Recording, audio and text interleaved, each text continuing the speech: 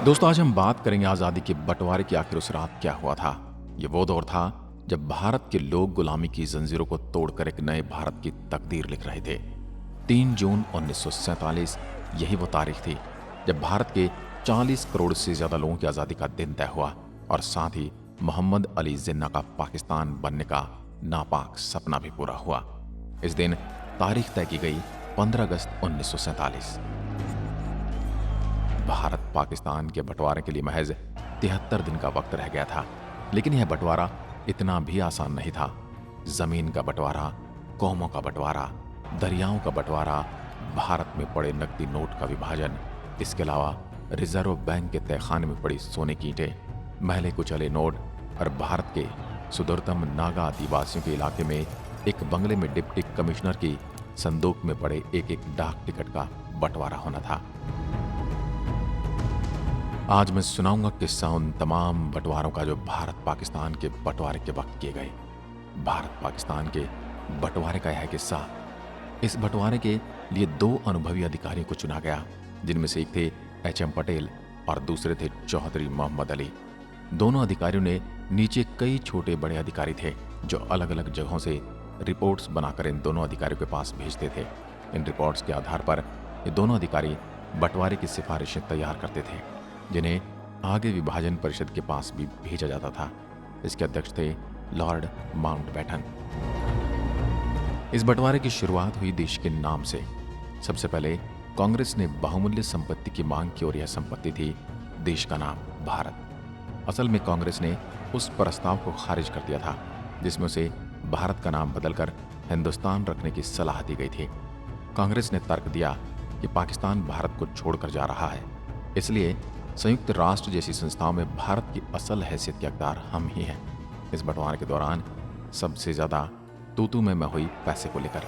ये झगड़ा इतना बढ़ गया कि एच.एम. पटेल और चौधरी मोहम्मद अली को सरदार पटेल के घर में एक कमरे में तब तक बंद कर दिया गया जब तक वो एक नतीजे पर नहीं पहुंचे। खैर, कई दिनों की सौदेबाजी के बाद ये दोनों इस नतीजे पर पहुंचे कि भारत के बैंकों में पड़ा पैसा और अंग्रेजों से मिलने वाले पैसे में से 17.5% हिस्सा पाकिस्तान को दिया जाएगा और इसके बदले में पाकिस्तान भारत के ऋण का 17.5% हिस्सा चुकाएगा। इसके अलावा भारत के सरकारी दफ्तरों में पड़ी चल संपत्ति में से 80% हिस्सा भारत के लिए और 20% हिस्सा पाकिस्तान के लिए दोनों मुकर्रर कर दिया गया। फिर क्या था, भारत के हर दफ्तर में मेज, कुर्सियों और टाइपराइटर तक की गिनती शुरू हो गई। इन सभी चीजों के बंटवारे के लिए बहस तो छोड़िए, लड़ाइयां तक हुई। लेकिन एक चीज के लिए कोई भी बहस नहीं थी, वो थी शराब। जितनी भी शराब थी वो भारत को दी जाती और इसके बदले में कुछ धन पाकिस्तान को दिया जाता था। इस बंटवारे के दौरान एक सवाल और उठा कि समुद्र में मारे गए जहाजियों की विधवाओं को पेंशन कौन देगा? क्या सभी मुस्लिम विधवाओं को पेंशन पाकिस्तान देगा?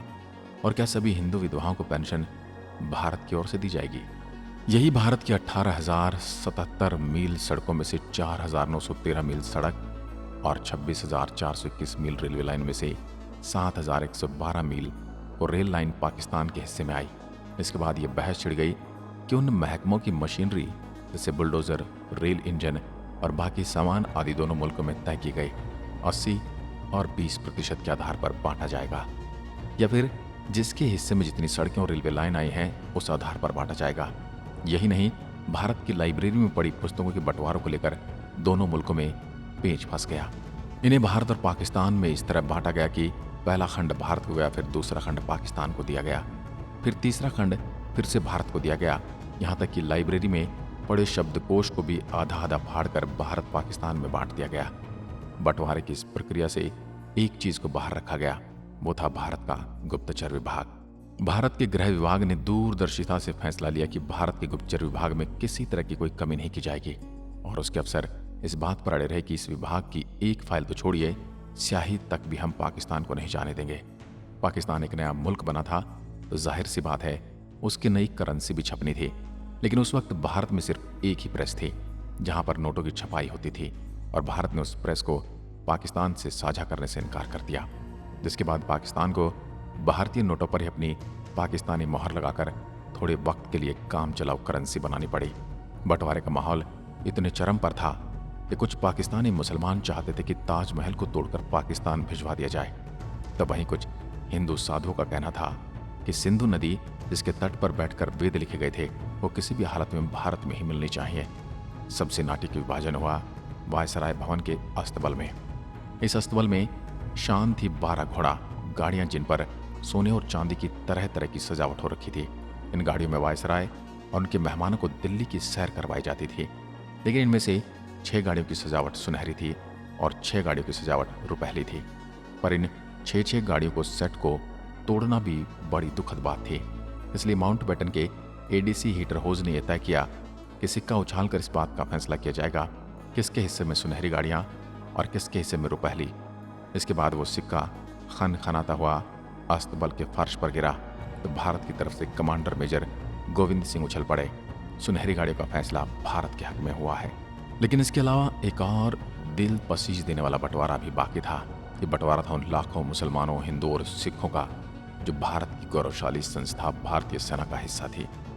भारतीय सेना के 2/3 सैनिक भारत के हिस्से में आने थे और 1/3 पाकिस्तान के हिस्से में।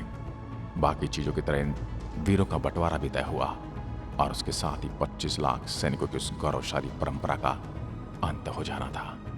जुलाई के अंत में भारतीय सेना के अधिकारियों का एक फोन किया गया जिसमें उन्हें लिखा गया था कि भारत के साथ जाना चाहते हैं या पाकिस्तान के साथ। हिंदू और सिख फौजी को इस फोन से कोई समस्या नहीं थी, लेकिन वो मुसलमान फौजी जिनका बंटवारे के बाद घर बार भारत में छूट जाने वाला था, उनके लिए कागज का टुकड़ा शूल बन गया था। इसी पीड़ा से गुजर रहे थे मेजर याकूब खान जो रियासत रामपुर के रहने वाले थे। सारी रात वो अपनी घर की यादों को सीने से लगाए सोचते रहे कि आखिर करें तो करें क्या। लेकिन अंत में उन्होंने अपने दिल पर पत्थर रख पाकिस्तान को चुना और अपनी माँ और परिवार को छोड़कर पाकिस्तान जाने का फैसला किया। अगली सुबह बेटे को घर से रुखसत करते हुए माँ ने उसे कुरान के नीचे से गुजारा और वो पवित्र किताब उसके हाथ में दे दी। उसके साथ उसके सर पर कुछ पढ़कर भी फूंका ताकि उसकी दुआ हमेशा उसके बच्चों के साथ रहे। मेजर याकूब खान को लग रहा था वो अपनी माँ से मिलने आते रहेंगे, लेकिन उनका यह सोचना गलत था। वो न तो कभी दोबारा अपनी माँ से मिल पाया और न कभी अपने पुश्तैनी घर वापस लौट पाया। इसके कुछ ही महीनों बाद वो कश्मीर में पाकिस्तानी बटालियन की अगुवाई कर रहे थे जो भारतीय फौज की टुकड़ी उसकी बटालियन से लोहा ले रही थी। उनमें एक टुकड़ी गढ़वाल रेजिमेंट भी शामिल थी। उस रेजिमेंट के कमांडर भी याकूब खान की तरह मुसलमान ही थे, लेकिन फर्क सिर्फ इतना था कि उन्होंने साल 1947 में अपनी मातृभूमि भारत को चुना और ये विडंबना थी कि वो रियासत रामपुर के ही रहने वाले थे। याकूब खान की तरह उनके नाम के पीछे भी खान ही लगता था। उनका नाम था यूनिस खान जो याकूब खान के बड़े भाई थे। 2 मुल्क के बंटवारे ने 2 सगे भाइयों का युद्ध के मैदान में एक दूसरे के सामने लाकर खड़ा कर दिया, जिसका दर्द आज भी ये देश उठा रहा है। दोस्तों, इस बंटवारे में आपके मन में क्या ख्याल आता है? अगर बंटवारा सही था तो किस चीज़ का बंटवारा सही से नहीं किया गया जो आज भी दोनों देश आपस में लड़ रहे हैं? क्या क्या कमियां रहीं हमें कमेंट में ज़रूर बताएं और वीडियो को शेयर करना ना भूलें। धन्यवाद।